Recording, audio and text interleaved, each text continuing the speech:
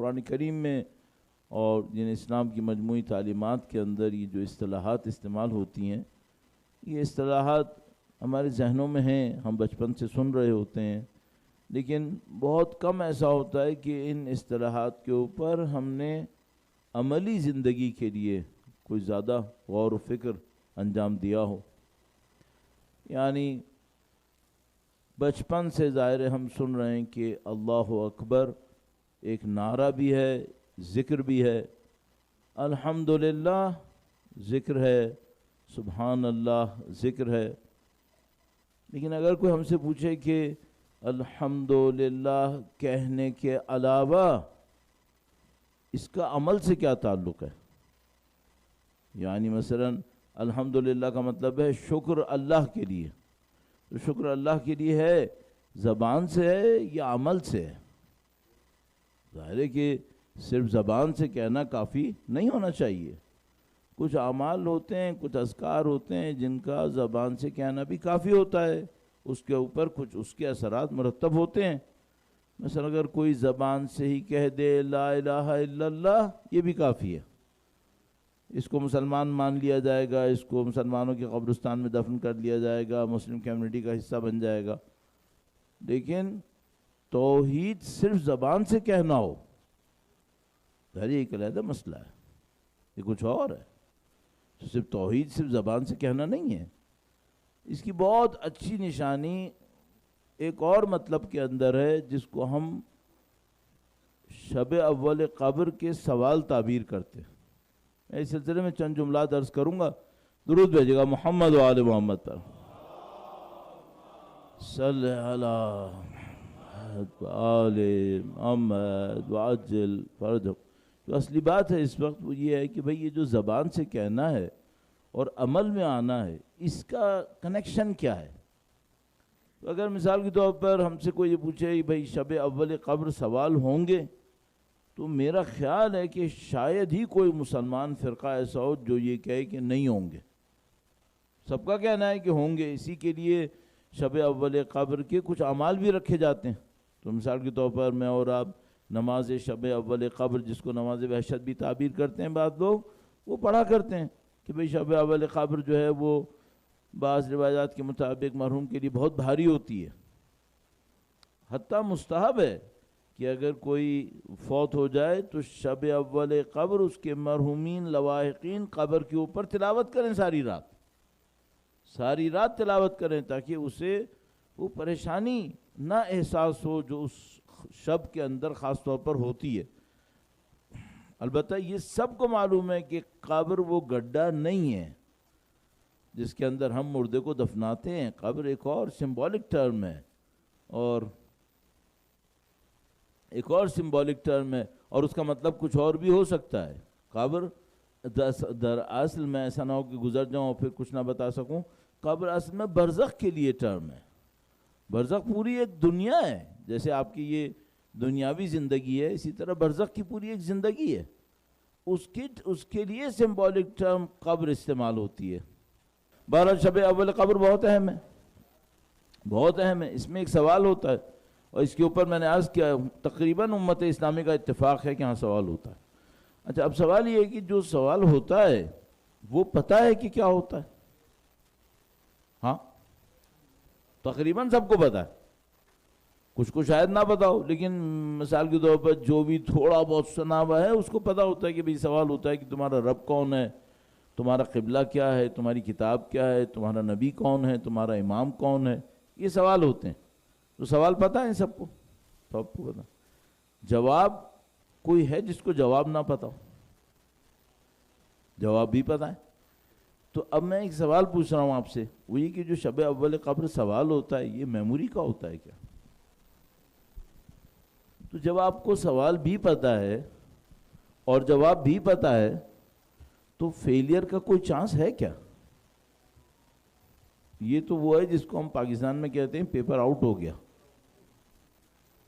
سوال بھی پتہ ہے، جواب بھی پتہ ہے، تو اس میں اتنی گھبرانے کی کیا ضرورت ہے؟ کیوں ہمارے ہاں روایات نے اتنا کہا کہ شب اول قبر کے لیے تیاری کرو، نماز پڑھو، یہ کرو وہ کرو، اور مرحوم کی قبر پہ جا کے بیٹھ جاؤ اور تلاوتیں کرتے رہو؟ جب سوال بھی پتہ ہے، جواب بھی پتہ ہے، تو معاملہ ختم ہو گیا۔ اگر ایسا ہوتا تو ختم ہو گیا ہوتا. اگر ایسا ہوتا اس کا پھر کیا ہوگا؟ مشکل ساری یہ ہے کہ نہ یہ سوال زبان سے ہے نہ یہ جواب زبان سے ہے، اور نہ آپ نے شب اول قبر جواب دینا ہے. آپ نے شب اول قبر جواب نہیں دینا ہے. آپ نے شب اول قبر اپنے جواب کا نتیجہ دیکھنا ہے، جواب دینا نہیں ہے. تو آپ کہیں گے پھر جواب نہیں دینا ہے تو جواب کب دینا ہے؟ یہ جو آپ زندگی گزار رہے ہیں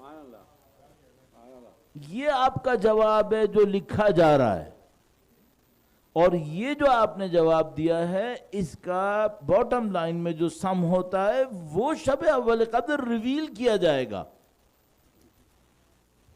مثلا بہت سادہ سی بات ہے، مثلا فرض کر لیجئے میں اپنے اوپر لے لیتا ہوں اور لوگوں کو بہت اچھا لگتا ہے مولویوں کی برائیاں ہوتی رہیں تو ٹھیک ہے میں اپنی برائی کروا لیتا ہوں، کوئی مشکل نہیں ہے. میرا رب کون ہے؟ اگر میں یہ سمجھ رہا ہوں کہ میری کوئی صلاحیت مجھے پال رہی ہے، اس کا مطلب ہے میرا رب میری صلاحیت ہے. اگر میں سمجھ رہا ہوں کہ میرا کوئی بزنس مجھے پال رہا ہے تو وہ بزنس میرا رب ہے. اگر میں سمجھ رہا ہوں کہ میری کوئی جاب ہے جو مجھے پال رہی ہے، کوئی پراپرٹی ہے، کوئی ریسورس ہے جو مجھے پال رہی ہے، وہی میرا رب ہے. تو شب اول قبر جب میں اٹھوں گا اور سوال ہوگا کہ بھئی تمہارا رب کون ہے، تو میرا جواب آئے گا کہ مثلا میری فلاں اسکل. کہیں تو آپ فیل ہو گئے. اسکل تو رب نہیں ہو سکتی. کیوں؟ اسکل دینے والا خدا تھا. آپ نے زندگی میں یہ ریئلائز کیوں نہیں کیا کہ یہ اسکل رب نہیں ہے، اسکل دینے والا رب ہے؟ یہ آپ کو ریئلائز کرنا تھا. اب مشکل ساری یہ ہے کہ یہاں پہ رہنے والے، دنیا میں رہنے والے زیادہ تر لوگوں کا رب وہ ہے جو ان کو نظر آ رہا ہے. کون اتنا پیچھے جا رہا ہے کہ دیکھیں رب کون ہے؟ نشانی کیا ہے؟ نشانی ہے کہ کسی کی جاب جاتی ہے تو ذرا اس کا چہرے کا رنگ دیکھو. اور میں نے تو پتہ نہیں کتنی دفعہ تجربہ کیا ہے، مذاق میں بھی اگر تجربہ کر کے کسی کہتا ہوں نا مجھے لگ رہا ہے آپ کا کہیں ویزا، آپ کا PR کینسل ہونے والا ہے، تو چہرے کا رنگ ایسا اڑتا ہے. تو بھیا وہ جو آپ کہہ رہے تھے رب اللہ ہے، وہ صرف کینیڈا میں ہی ہے؟ وہ رب باقی جگہ پہ کہاں ہے پھر؟ تو آپ اتنے پریشان کیوں ہو رہے ہیں پھر؟ اس کی ربوبیت کو آپ نے کسی جغرافیکل کنڈیشن میں لمیٹڈ سمجھا ہوا ہے کیا؟ یا آپ نے اپنی کسی بزنس میں لمیٹڈ سمجھا ہوا ہے کہ یہ بزنس ہوگا تو خدا رب ہوگا؟ نعوذ باللہ تعالی. اس قسم کی محدود ربوبیت کو تو خدا کبھی بھی نہیں مانے گا. خدا وحدہ لا شریک ہے اپنی تمام صفتوں کے اندر. اگر کوئی 99% خدا کو دے اور 1% کسی اور کو دے، خدا اس کو شرک فرماتا ہے. تو اب یہ میں عرض کروں گا، یہ جو ہم لوگ اپنی زندگی گزار رہے ہیں اس میں ہمارا رب اللہ ہم نے مان لیا ہے. یہ پرابلم ہے. زبان سے کہنا کون سا مشکل کام ہے. تو عزیزان محترم، ہمیں اپنے دین کی اس گہرائی کو اب سمجھنا ہوگا. پہلی کلاس میں اگر ایک بچہ 10 سال بیٹھا رہے تو یہ کوئی کامیابی کی نشانی نہیں ہوتی ہے. 10 سال میں 10ویں کلاس میں جانا تھا. ہماری قوم ایسا لگتا ہے بعض اوقات کہ 10 سال سے نہیں 100 سال سے ایک ہی کلاس میں بیٹھی ہوئی ہے، آگے ہلنے کوئی تیار نہیں ہو رہی ہے. تو بھئی آپ ہلیں گے کب؟ اب آپ اس گہرائی سے باہر آ جائیے، جس میں سطحیات سے باہر آئیں، تھوڑا گہرائی میں جائیں. آپ کا دین آپ کو کہیں اور لے جانا چاہ رہا ہے. اب پھر وہی کہہ کہ نہیں مولانا میں تو وہی کروں گا، تو مرضی آپ کی وہی کرتے رہیے، لیکن کیا دین آپ کے انتظار میں رکا رہے گا؟ یہ دنیا ایک عظیم الشان شخصیت کی تشریف آوری کا انتظار کر رہی ہے. ان کے انتظار میں قومیں اپنے آپ کو مسلسل اپ گریڈ کر رہی ہیں. تو جو اپ گریڈ نہ کرے اور پہلی کلاس میں بیٹھا رہے تو کیا خدا کا نظام اس کے اپ گریڈ ہونے کا انتظار کرے گا؟ نہیں، یہ خدا نے کبھی بھی نہیں کہا. خدا نے بنی اسرائیل سے لے کر ہم تک سب سے یہ کہا ہے اگر تم رکے رہے ہم کوئی اور قوم لے آئیں گے. تو آپ ہرگز یہ مت سوچئے گا کہ چونکہ پچھلے صدیوں میں ایک علم ہمارے ہاتھ میں تھا تو اب ہم آگے گئے یا نہیں گئے اب یہ علم کوئی اور نہیں اٹھائے گا. نہیں، دوسری قومیں آ جائیں گی، نعوذ باللہ تعالیٰ. ایسا نہ ہو پیچھے رہ جائیں. وہ آ جائیں موسٹ ویلکم، ہم ان کو ساتھ چلنا ہے، لیکن ایسا نہ ہو کہ ہم پیچھے کھڑے رہ جائیں اور ہم اسی سطحیات کے اوپر رہ جائیں، اس کی گہرائی میں نہ جائیں. تو میں آپ کی خدمت میں عرض کروں گا کہ اب کافی ہو گئی ہے، اب یہ ظواہر سے تھوڑا سا گزرنا چاہیے، ہمیں اور اپنے دین کی گہرائی میں جانا چاہیے اور تھوڑا زیادہ اس کے اوپر جانا چاہیے کہ بھئی زبان کے پیچھے بھی تو کچھ ہوگا.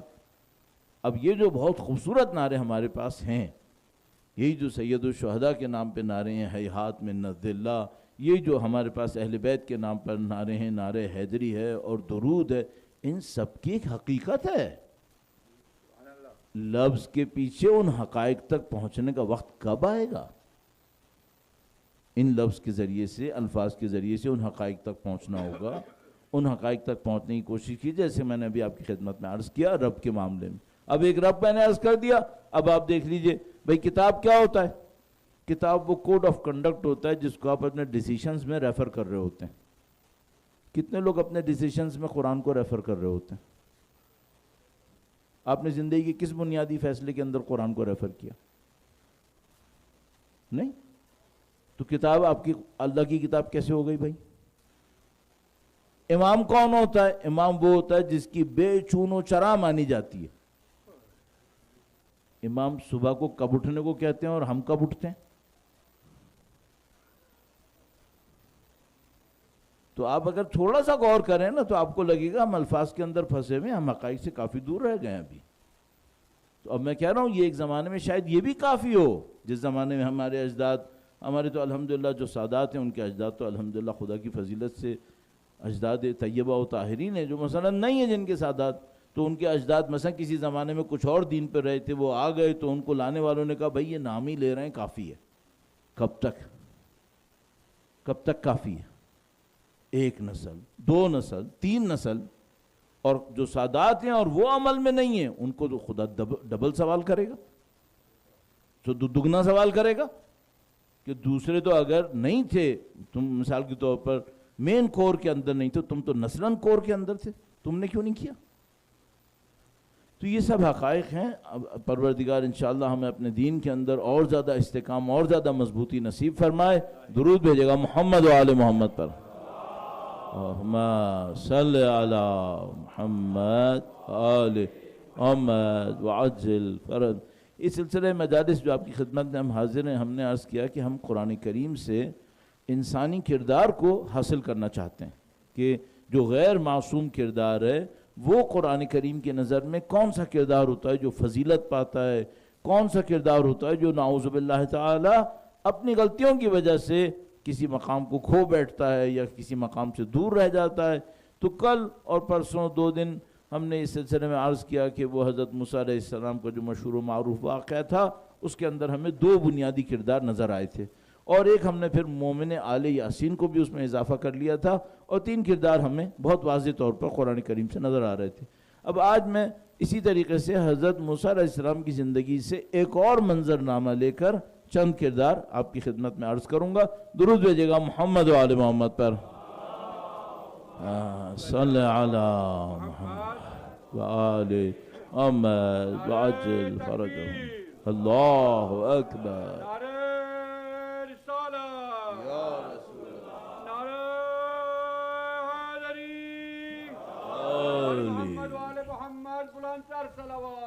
اللہم صلی علی محمد و آل محمد وعجل فرجهم. اللہ کے نبی نے بعض روایات میں اس پہ اصرار فرمایا ہے کہ تم اور بنی اسرائیل ایک ہی راستے پر چلو گے. یہاں تک کہ فرمایا تشبیہاً استعارتاً، فرمایا اگر وہ کسی سوراخ میں داخل ہوئے تھے تم بھی اس سوراخ میں داخل ہوگے. البتہ ظاہر یہاں حجر جو لفظ استعمال ہوا، حجر وہ سوراخ کا مطلب امتحان ہو سکتا ہے کہ جن امتحانوں میں وہ پڑے تھے انہی امتحانوں سے تم نے بھی گزرنا.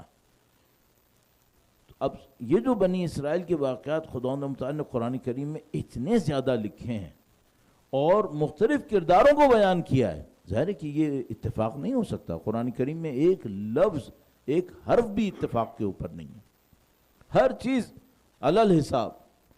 جیسے کہ خود حضرت موسیٰ علیہ السلام کا کوہ طور پر آنا بظاہر اتفاق لگ رہا تھا کہ اپنے خاندان کو لے کر چلے، راستے میں راستہ کھو بیٹھے اور رات بھی تھی اور سردی بھی تھی اور پریشان ہوئے اور ایک جگہ سے آگ نظر آئے. انہوں نے کہا میں جاتا ہوں آگ کا کچھ ٹکڑا لے کر آتا ہوں اور کوئی راستہ بھی پوچھ کے آتا ہوں. اور وہاں پہنچے تو کہا فَخْلَعْنَا عَلَيْكَ إِنَّكَ بِالْوَادِ الْمُقَدَّسِ طُوَىٰ، آپ تو یہاں پر آ گئے، اپنے چپل اتار دیجئے اور وادی مقدس طوا میں آ گئے. انا اخترتک، میں نے آپ کا انتخاب کر لیا ہے.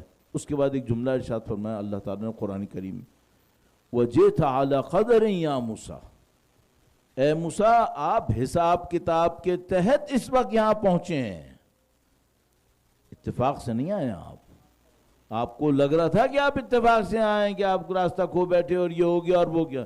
نہیں، خدا کے نظام میں اتفاق نہیں ہے، حساب کتاب پر ہے، سب کچھ حساب کتاب پر ہے. تو یہ جو خدا متعال نے حضرت موسیٰ علیہ السلام کے واقعات کو اتنا زیادہ بیان کیا اور اتنے کیریکٹر جس کے اندر ریفلیکٹ ہوئے ہیں، اگر میں 10 دن بھی صرف حضرت موسیٰ علیہ السلام کے زمانے کیریکٹرز پہ لگاتا تو چل جاتا، لیکن میں اس کو تبدیل کروں گا تاکہ ایسا نہ ہو کہ یکسانیت آ جائے. تو 2 کیریکٹر 3 کیریکٹر ابھی آپ کے سامنے خدمت میں عرض کریں گے. درود بھیجے گا محمد و آل محمد پر. ما صلی علی محمد آل محمد وعجل فرجہ. اچھا، خدا متعال نے معمولاً یہ کیا ہے کہ جہاں پر نیگیٹو کیریکٹر بتایا ہے اس کے مقابلے میں کوئی پازیٹیو بھی کیریکٹر بتا دیا ہے کہ یہ پازیٹیو بھی تھا ایک. تو مثال کے طور پر ہمارے پاس اس زمانے سے قرآن کریم کے بیان کے مطابق 3 کیریکٹر بہت واضح نظر آ رہے ہیں، بہت واضح، حضرت موسیٰ علیہ السلام کے اسی زمانے سے. ایک قارون کا کیریکٹر ہے، بالکل آبویس، اور اس کے اوپر قرآن کریم میں سورہ قصص کے اندر تفصیلی بیان موجود ہے اور قارون کا نام بھی موجود ہے، قارون کا نام بھی موجود ہے. دوسرا کیریکٹر ہے سامری کا،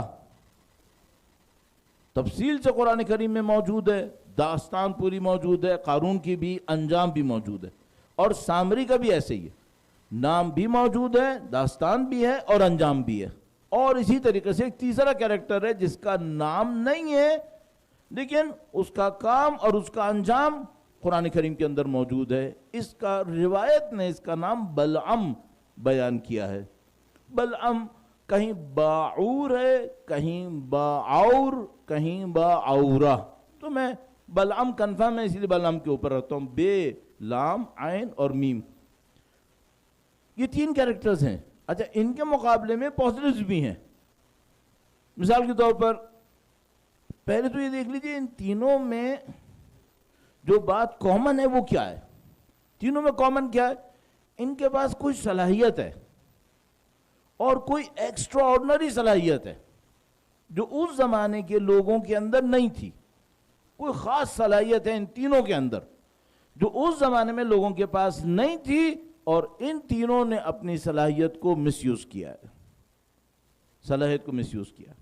اب مثال کے طور پر قارون کون ہے؟ قارون کوئی ایسا شخص ہے جس کے پاس کوئی چیز ہے جس کو قارون علم کہہ رہا ہے.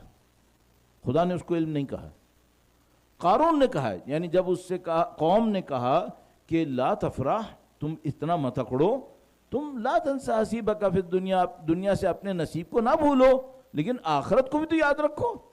آخرت میں سے اپنے نصیب کو نہ بھولو، دنیا کو بھی اپنے ساتھ رکھو لیکن آخرت کو یاد رکھو. تو اس نے کہا کہ انما اوتیتہ علی علم عندی، یہ جو میرے پاس ذخیرے دیکھ رہے ہو نا، یہ میں نے اپنے علم سے بنائے ہیں. قارون کے پاس کوئی چیز ہے، اب وہ علم کیا ہے اس کے پاس؟ 2-3 تعبیرات ہمارے پاس روایتوں میں ہیں. میں بالکل آپ کوشش کر رہا ہوں کہ آپ کے پاس بالکل کلیئر ہو کہ قرآن میں کون سا حصہ ہے، روایتوں میں سے کہاں سے آیا. قرآن کریم میں یہ نہیں لکھا کہ وہ علم کون سا تھا جس کو قارون نے علم کہا ہے. قرآن نے علم نہیں کہا ہے، جس کو قارون نے علم کہا ہے اور وہ کوئی ایکسٹراڈنری چیز ہے اور وہ اس کے اوپر اکڑ رہا ہے اور بہت پیسہ کمایا. یہ قارون کتاب خدا نے بھی لکھا ہے کہ قارون کا خزانہ ایسا تھا کہ کنجیاں بھی، چابیاں بھی مشکل سے اٹھتی تھیں. اور وہ چابیاں مشکل سے اٹھتی تھیں، اس کی مختلف تفاسیر کی گئی ہیں. یہ جملہ قرآن کریم میں ہے کہ اس کی چابیاں مشکل سے اٹھتی تھیں. لیکن وہ اب اس کی تفسیر کیا ہے، اس کو قرآن کو روایتوں نے مختلف تفسیر کیا، میں آپ کا وقت نہیں لوں گا اس میں۔ علم کیا تھا اس کے پاس؟ یہ روایتوں میں 3 علم کی طرف اشارہ کرنا ہے۔ ایک علم تھا کہ جو ہمارے ہاں بعد میں کچھ اور کہلایا، لیکن اس زمانے میں اور آج تک بھی بعض شاعری کے اندر اس کو کیمیا تعبیر کرتے تھے۔ آج کل کوئی کیمیا سنے تو اس کی ترجمہ کرے گا کیمسٹری، صحیح ہے، لیکن آپ جیسے ہی کیمسٹری سنیں گے نا تو آپ کا ذہن کہیں اور جائے گا، وہ اس کی بات نہیں ہو رہی۔ کیمیا کیا تھا؟ ایک گواہی پر اعتماد کرتے ہوئے جو انتہائی مضبوط گواہی ہے، میرے نزدیک انتہائی مضبوط، اس علم کے بعض ماننے والے چند سال پہلے تک بھی زندہ تھے، بعض ماہر، ماننے والے نہیں، ماننے والا تو میں بھی ہوں، میرے پاس مہارت نہیں ہے، اس علم کے مہارت رکھنے والے کچھ سال پہلے تک زندہ تھے۔ اب اور کوئی زندہ ہے یا نہیں اس کا مجھے نہیں پتا، کچھ سال پہلے تک تو زندہ تھے۔ علم کیا تھا؟ کوئی بھی میٹل لے لو اسے گولڈ بنا دیں گے، کوئی بھی چیپ میٹل لے لو جیسے لوہا، اسے گولڈ بنا دیں گے۔ اچھا یہ میں عرض کرتا چلوں، جتنا ابھی تک میں نے اندازہ لگایا ہے یہ بہت بہت پاسبل ہے، یہ امپاسبل نہیں ہے، لیکن ہمارے زمانے میں اس کی کاسٹ اتنی ہے کہ آپ پھر سونا ہی خرید لیں، اس کی کاسٹ اتنی ہے۔ ان کے پاس کوئی ایسا علم تھا جس سے یہ لوگ کسی بھی میٹل کو گولڈ میں کنورٹ کر سکتے تھے، کسی بھی چیپ میٹل کو، اور پروڈکٹیو، ایفیشینٹلی، کم پیسہ لگائے ہوئے۔ تو یہ فیوژن کی طرح نہیں ہے کہ آپ نے جتنی انرجی لگائی اس سے کم مل رہی تھی، اب اس سے زیادہ ملنے لگی ہے۔ یہ کیمیا وہ علم تھا یا نہیں تھا؟ میں بتا رہا ہوں، نہ صرف یہ کہ پہلے تھا، تھیوریٹیکلی ابھی بھی ہے، اور پریکٹیکلی بھی کچھ رکھنے والے زندہ تھے چند سال پہلے تک بھی، میں آپ کو قطعاً کہہ رہا ہوں۔ یہ کہتے ہیں ایک روایت یہ کہ قارون کے پاس یہ علم تھا کہ وہ کسی بھی میٹل کو گولڈ میں کر سکتا تھا۔ اچھا چلیے آپ کا ذہن کنفیوز نہ ہو، آیت اللہ خمینی کا ایک واقعہ ہے ایک عارف سے ملاقات کا، جس میں انہوں نے ان عارف سے، حسین نخوتکی سے پوچھا کہ آپ کے پاس علم کیمیا ہے؟ اگر ہے تو مجھے سکھائیں۔ خود آیت اللہ خمینی اس وقت میرے خیال میں 24 سال کے ہوں گے، 22-24 سال کے، انہوں نے کہا مجھے سکھائیں۔ اچھا ان کے پاس نہیں ہوتا تو انہیں کیا کہنا چاہیے تھا؟ مجھے نہیں آتا۔ انہوں نے کہا اگر میں تمہیں سکھا دوں تو تم کیا کرو گے؟ اس کا مطلب کیا ہے تھا؟ یہ وہ نہیں ہے جس کو میں ریفر کرنا چاہ رہا ہوں، یہ تو بہت پرانی بات ہے، جو میں ریفر کر رہا ہوں یہ 15-20 سال پہلے کی بات ہے۔ بندے ہیں ایسے، بندے تھے ایسے، ابھی میں ہیں اس لیے نہیں کہہ رہا ہوں کہ تھے تو تھے، اب ہیں یا نہیں ہے نہیں مجھے معلوم، تو آپ مت سوچے گا یہ فکشن ہے اور یہ سب امیجنیشن ہے، نہیں، یہ پریکٹیکل ہے۔ تو ایک علم تھا، اصل یہ علم کیمیا کا آغاز اسی سے ہوا تھا۔ علم کیمیا یہ علم تھا جس سے کوئی بھی میٹل کو آپ گولڈ کر سکتے تھے، اور ساری جو کیمسٹری نکلتی تھی وہ بعد میں اسی کے مختلف برانچز سے نکلتی رہی، پھر وہ آج وہ کیمسٹری بن گئی جس کو ہم نے دیکھا اس وقت۔ تو بعض کہتے ہیں کہ اس کے پاس علم کیمیا تھا اس لیے اس کے پاس دولت بہت تھی، ایک قول یہ ہو گیا۔ ایک اور قول ہے، وہ کیا ہے؟ وہ یہ کہ یہ تھا تو بنی اسرائیل کا، لیکن اس کے فرعونیوں کے ساتھ بہت تعلقات تھے، فرعونیوں کے ساتھ بہت تعلقات تھے۔ تو جب فرعونوں کا اور اس کے لشکر کا ڈاؤن فال ہوا، اس کو پتا تھا کہ ان کے خزانے کہاں رکھے ہوئے ہیں، اس نے اپنی اس کنیکشن کی بیس پر وہ خزانے نکال لیے تھے، اور اس وجہ سے اس کے پاس خزانے بہت تھے۔ اور فرعونوں کے پاس خزانے کتنے تھے وہ آپ جانتے ہیں، آج تک لوگ ڈھونڈ رہے ہیں۔ دو باتیں۔ تیسری بات یہ کہتے ہیں کہ نہیں یہ ماہر تھا جوڑ توڑ کا، آج کے دور میں کیا بولوں اسے، مینجمنٹ کا، جو مینجمنٹ والے برا نہ مانے، وہ جوڑ توڑ کا ماہر تھا۔ تو جب فرعونیوں کے اوپر زوال آیا تو اس نے جوڑ توڑ کی کہ کس کو کہاں پہ نکلوا دوں، کس کو کہاں پہ نکلوا دوں، اس جوڑ توڑ کے اندر اس نے بڑا پیسہ بنا لیا۔ تو آپ کو پاکستان کی ایک شخصیت بہت اچھی طرح یاد آ گئی ہوگی، لیکن بہرحال ابھی آپ اس میں نہ پھنسیے گا، کسی بھی وجہ سے اس کے پاس پیسہ بہت تھا، اب یہ بھول گیا کہ یہ خدا نے دیا ہے۔ ہاں یہ ایک پوائنٹ ہو گیا۔ اس نے بعد میں کیا کیا، جو بعد میں کیا وہ ابھی عرض کرتا ہوں۔ یہ ایک بندہ ہو گیا، اس کے پاس کیا ہے؟ بیسٹ آف دی پاسبلٹیز میں اگر فرعونی کے ساتھ کنیکشن تھا تو 100% حرام تھا، بعد میں جوڑ توڑ سے کمایا 100% حرام تھا، اگر علم کیمیا سے کمایا شاید حلال تھا، شاید حلال تھا۔ دوسرا بندہ ہے سامری۔ سامری کس چیز کا ماہر ہے؟ سامری بھی کہیں نہ کہیں میٹلز کے ساتھ کھیلنے کا ماہر ہے۔ اس کی مہارت کیا تھی؟ اس نے سونے کو پگھلا کے بالآخر ایک مجسمہ بنایا تھا۔ اس کا مطلب کیا ہے؟ اس کا مطلب یہ کہ سمہاؤ یہ بھی کوئی میٹلرجک کا بندہ ہے، میٹل سے کھیلنا جانتا ہے یہ۔ لیکن اس کے ساتھ کیا مشکل ہے؟ اس کے ساتھ مشکل یہ ہے کہ یہ لوگوں کو فریب دینے کا ماہر ہے۔ وہ جو قارون ہے وہ کون ہے؟ کیا چاہتا تھا وہ؟ طاقت چاہتا تھا، پیسے کی بیس پہ طاقت چاہتا تھا۔ اپنے زمانے کے نبی کے خلاف کھڑا ہو گیا اگر نبی نے ان کے خلاف کوئی بات کہہ دی۔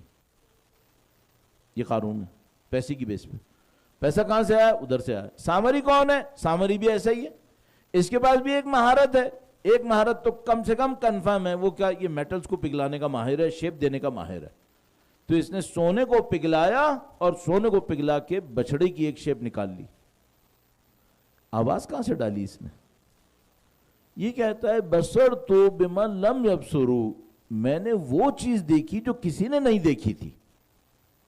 یہ اس کا ڈسٹنگوشنگ فیکٹر ہے۔ بس قارون کا ڈسٹنگوشنگ فیکٹر کیا تھا؟ وہ ابھی بات ہوئی۔ اس کا کیا ہے؟ ایک بات تو یہ کہ میٹل پگھلانے کا ماہر ہے، دوسرا یہ کہہ رہا ہے، اس نے قرآن کریم میں آیہ کریمہ ہے، میں نے وہ دیکھا جو دوسروں نے نہیں دیکھا تھا۔ اب اس کے اوپر روایتوں میں ایک روایت کا حصہ ہے جو یہ کہتے ہیں کہ جب حضرت جبرائیل علیہ السلام آئے فرعون کے لشکر کو ادھر دھکیلنے کے لیے تو اس نے دیکھا کہ جہاں حضرت جبرائیل علیہ السلام کے سم پڑتے ہیں وہاں پر مٹی تھوڑی دیر کے لیے زندہ ہو جاتی ہے اور وہ تسبیح خدا کرتی ہے اور اس میں سے کوئی آواز آتی ہے۔ تو اس نے وہ مٹی جمع کر لی اور جب اپنا ہاتھوں کو پگھلا کر مجسمہ بنایا، اس مجسمے کے اندر وہ مٹی ڈالی تو اس مجسمے کے اندر سے اس مٹی کی وجہ سے تسبیح کی آواز آئی۔ تو اس نے کہا یہ خدا ہے۔ بعد میں آئی یا نہیں آئی؟ بظاہر بعد میں نہیں آئی ہے، ایک ہی دفعہ آئی ہے، لیکن اس کا فریب چلنے کے لیے اتنا بھی کافی تھا، اس نے فریب چلا دیا۔ اچھا صاحب، اب یہ کون ہے؟ یہ ایک ماہر فن ہے، فن اس کا میٹلز ہے۔ اور دوسرا فن کیا ہے؟ دوسرا فن اگر اس روایت کو مان لیتے ہیں وہ یہ کہ یہ آبزرویشن اس کی بہت اسٹرانگ ہے۔ ایک اور بات بھی کہی گئی ہے، وہ کیا ہے کہ نہیں حضرت جبرائیل کا معاملہ نہیں تھا۔ ایک اور روایت یہ کہتی ہے کہ معاملہ جبرائیل کا نہیں تھا اور آغا طباطبائی جیسے لوگوں نے اس کو قبول کیا۔ انہوں نے کہا کہ یہ میٹلز کا ماہر تھا اور یہ فیبریکیشن کا ماہر تھا۔ تو اس نے ایسا کیا تھا کہ اگر میں گوسالے کو، بچھڑے کے مجسمے کو ہوا کے رخ پہ رکھوں گا تو ہوا کے اندر اس نے پائپس ایسے کوئی وہاں پہ فیبریکیٹ کر دیے تھے کہ ان میں سے جب ہوا گزرے گی تو منہ سے ایگزٹ کرے گی اور وہ ایک آواز دے دے گی۔ اور ایسے پائپس آج بھی بنے ہوئے ہیں۔ اس میں کسی اسکینڈینیوین کنٹری کا دیکھ رہا تھا تو اس کی سی سائٹ کے اوپر انہوں نے ایک ایسے پائپس بنائے ہوئے تھے، جو لہریں آتی ہیں تو وہ ایک باجا سا بجنے لگتا ہے اور لہریں جاتی ہیں تو پھر ایک اور بجتا ہے۔ تو یہ ہو سکتا ہے۔ تو کہہ رہے ہیں سامری نے یہ کیا تھا۔ اچھا اگر وہ حضرت جبرائیل والی بات لے لیں تو آبزرویشن تو بہت اسٹرانگ تھی اس کی۔ اگر یہ بھی لے لیں میٹلرجک کا ماہر ہے اور تھوڑا بہت کیا کہہ سکتے ہیں ایرو ڈائنامکس کو سمجھتا ہے، ہوا کے آنے جانے کو سمجھتا ہے، اور لیکن دونوں کا کامن فیکٹر کیا ہے؟ مس یوز کر گیا، مس یوز کر گیا۔ اچھا یہ مس یوز کر کے کیا کرنا چاہ رہا تھا؟ یہ مس یوز کرنے کے بعد اپنے آپ کو خدا نہیں بنانا چاہ رہا تھا، خدا کا مالک بنانا چاہ رہا تھا۔ کیوں؟ جب بھی کوئی بت بنتا ہے تو فائدہ اس کو ہوتا ہے جو بت کا مالک ہوتا ہے۔ لہذا اپنے ذہن میں یہ رکھیے گا یاد کہ کہیں آپ اور میں کوئی بت نہ بنا بیٹھے، ہاں جس کی مالکیت سے ہمیں فائدے ہو رہے ہوں۔ تو بہرحال جب بھی کوئی بت بنتا ہے تو یہ ہوتا ہے۔ تو سامری کو پتا تھا کہ اگر یہ میرا بت چل نکلا میری کمائی بہت ہونی ہے، تو وہ اس چکر میں تھا کہ میں اس آواز کو نکال کر اس کو بت کا اسٹیٹس بندوا دوں تو معاملہ میرا حل ہے۔ تو یہ ایک ماہر فن ہے جس نے فن کو استعمال کیا، غلط استعمال کیا، جو انجام ہوا بھی عرض کریں گے۔ یہ دو کیریکٹر ہو گئے. تیسرا کیریکٹر ہے وہ بلعم.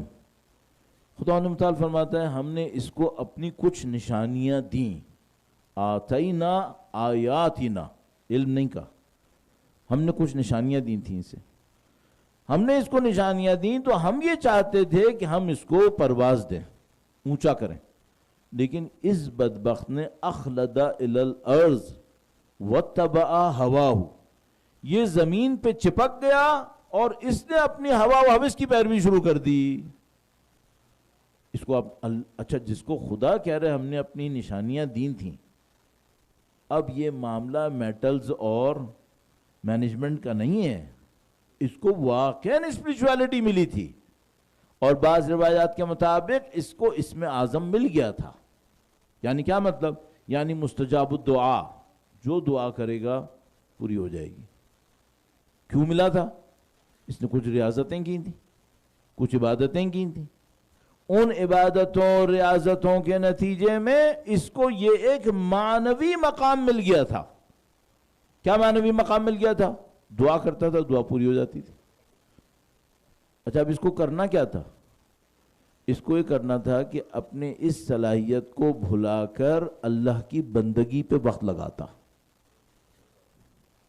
قارون کو بھی یہی کرنا تھا، اپنی صلاحیت کو لے کر اللہ کے بندوں کی مدد کرنی تھی. سامری کو کیا کرنا تھا؟ اس بدبخت کو بھی یہی کرنا تھا. تینوں نے اپنی صلاحیت لے کر کس جگہ پہ استعمال کی؟ اپنے مفاد کے لیے. تو ان میں سے ایک بلعم بن گیا، ایک سامری بن گیا، اور ایک قارون بن گیا. کیا ان میں مشکل ہے؟ ان کو اپنی زندگی کے اہداف نہیں پتا ہے. انہوں نے لائف کے آبجیکٹیوز کو گم کیا ہے. انہوں نے سمجھا دنیا کا ہدف دنیا ہے، تو بلعم دنیا کے چکر میں پڑ کر اپنے نبی کے خلاف دعا کرنے کھڑا ہو گیا. سامری اپنے علم کو استعمال کر کے خدا کے سامنے پیرالل خدا کریٹ کرنے کی کوشش کرنے لگا. اور قارون اپنی دولت کے ذریعے سے اپنے لیے اتھارٹی اپنے نبی کے پیرالل بنانے کی کوشش کر رہا ہے. ان تینوں میں ایک مصیبت ہے. یہ بھول گئے زندہ کیوں ہیں. یہ بھول گئے کہ ہم دنیا کے لیے نہیں ہیں. ان تینوں کی وہی مشکل ہے جو کل والے کی مشکل تھی. کیا؟ جو مومن آل فرعون نے بیان کیا تھا. کیا؟ تمہیں دنیا کی زندگی بہت چھا گئی ہے، تم دنیا کی زندگی پہ مر مٹے ہو. اور جس کو خدا متعال نے کہا کافر ہے ہی وہی جو یستحبون الحیات الدنیا. تو ان تینوں کے اندر ان کی تمام تر اسکلز سے ہٹ کر، جو بہت عجیب ہے، جو سگنیفیکنٹ ہے، ان سے ہٹ کر ان تینوں کے اندر ایک برائی ہے، یہ دنیا سے چپک گئے. اب جب دنیا سے چپکتا ہے کوئی انسان تو پھر چاہے وہ بلعم جیسا عبادت گزار ہو، سوائے جہنم کی کہیں نہیں پہنچتا، سوائے جہنم کی کہیں نہیں پہنچتا. اب میں دو ہاتھ جوڑ کر آپ کے سامنے عرض کروں گا، یہ تین مثالیں روایتی نہیں ہیں، یہ قرآنی ہیں. اور ان تینوں کے سبب کو قرآن نے بیان کیا ہوا ہے. صحیح ہے، ان سے رول بالکل کلیئر نکل رہا ہے. اور ہم ایک بات کہہ رہے ہیں، وہ کیا؟ یہ رول ہم پر امپلیمنٹ نہیں ہوگا. کس خوش فہمی میں نہیں ہوگا؟ کس خوش فہمی میں ہم پہ نہیں ہوگا؟ اچھا اگر ہم پہ ہونا ہی نہیں تھا تو یہ قرآن کریم نے اتنے بڑے بڑے کردار لکھے کیوں ہیں؟ اتنی داستان کرنے کی ضرورت کیا ہے؟ بھئی ان سب میں کامن فیکٹر ہے. کامن فیکٹر میں نے عرض کر دیا آپ کی خدمت میں. کیا ہے؟ انہوں نے دنیا کو پرائورٹائز کر دیا. ان کی پرائورٹی دنیا بن گئی. جب دنیا ان کی پرائورٹی بنی تو حتیٰ وہ عبادت جس کو بلعم نے مقام مستجاب الدعوت تک پہنچا دیا تھا، وہ عبادت بھی اس کی کام نہیں آئی ہے. صحیح ہے. تو اب میرا جیسا انسان اگر دنیا کے پیچھے بھاگے اور وہ یہ سوچتا رہے میں دنیا کے پیچھے تو بھاگا ہوں، لیکن بھاگا ہوں ذکر حسین کی وجہ سے، ذکر حسین کے پل سے، تو میرے ساتھ برا نہیں ہوگا. تو میں عرض کر رہا ہوں میرے ساتھ زیادہ برا ہوگا. میں وہی بن جاؤں گا جو بلعم بنا تھا. بلعم بھی ذکر خدا کے ذریعے آگے بڑھا تھا. اگر ہم نے سید الشہداء کو اپنی دنیاؤں کو بنانے کے لیے پل بنایا ہوا ہے،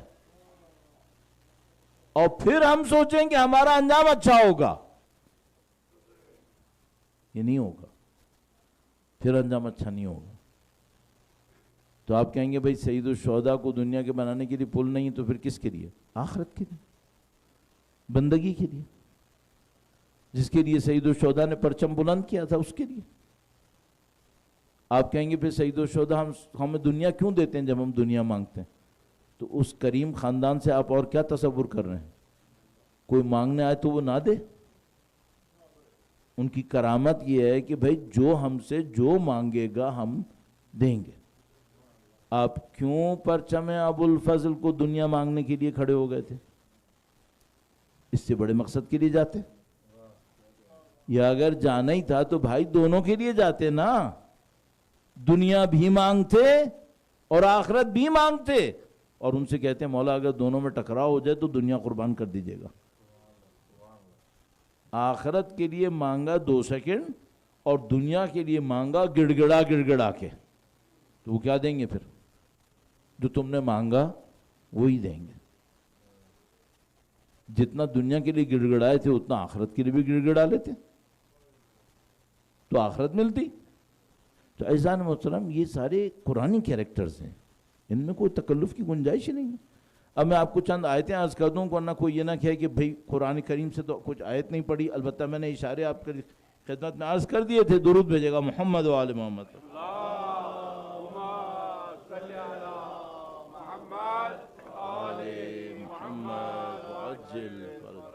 ایک بار پھر درود بھیجے گا محمد و آل محمد، صلی علی محمد و آل محمد وعجل فرجهم۔ یہ جو بلعم کا تذکرہ ہے یہ سورہ اعراف کے اندر ہے، اور سورہ اعراف کی آیت نمبر 175 سے شروع ہوتا ہے۔